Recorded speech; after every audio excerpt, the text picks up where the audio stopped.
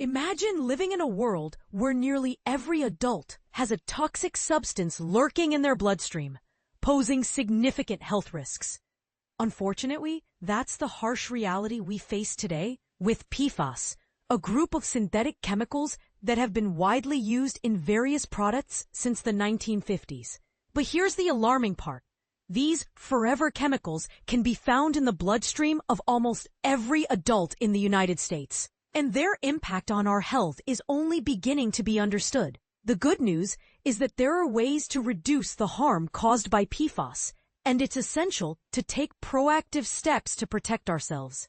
So let's dive into the world of PFAS and explore how we can mitigate their effects on our well-being. Perfluoroalkyl and polyfluoroalkyl substances, PFAS, are a group of approximately 12,000 synthetic chemicals that are resistant to water, heat, and grease. They've been used in non-stick cookware, stain-resistant clothes, carpets, furniture, and even professional firefighting foam. The widespread use of PFAS has led to their presence in soil, water, and air, making it challenging to avoid exposure.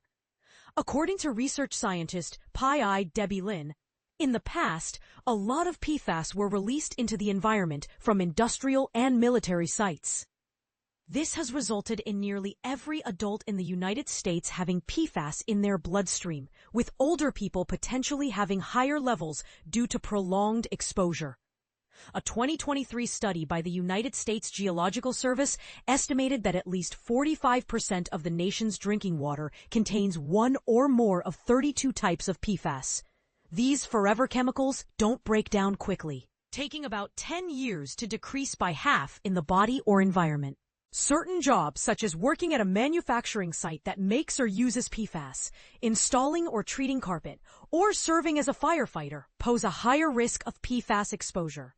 Research has linked PFAS to various chronic conditions, including changes in blood lipid levels, cardiovascular disease, liver disease, and other health problems. There's also evidence suggesting a connection between PFAS and a higher risk of type 2 diabetes, weight gain, and certain cancers, such as kidney cancer and postmenopausal breast cancer. But here's where it gets controversial. While some experts argue that the health risks associated with PFAS are still being studied and debated, others claim that the evidence is clear and urgent action is needed to reduce exposure. So, what can we do to protect ourselves from the harmful effects of PFAS?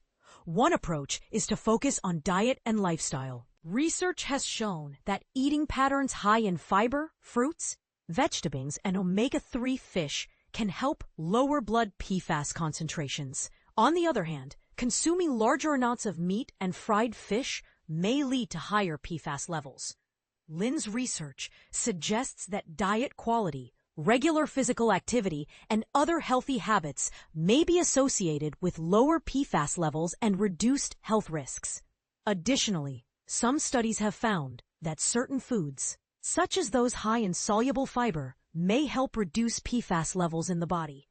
For example, a 2025 environmental health study discovered that consuming a 1-gram beta-glucan supplement 3 times a day for 4 weeks resulted in an 8% drop in 2 types of PFAS.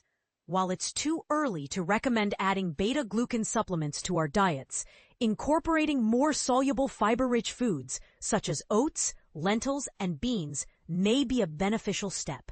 And this is the part most people miss. Reducing PFAS exposure requires a multifaceted approach. We need to be aware of the potential sources of PFAS in our daily lives, from contaminated water to household products. Checking our water quality, avoiding stain-resistant carpets and upholstery, and choosing PFAS-free cookware are all crucial steps in minimizing exposure. Furthermore, getting tested for PFAS levels, although not a routine test, can provide valuable insights into our individual exposure. As we navigate the complex world of PFAS, it's essential to stay informed and take proactive measures to protect our health. So, we ask you, what do you think is the most critical step in reducing PFAS exposure, and how will you incorporate these changes into your daily life? Share your thoughts and concerns in the comments below.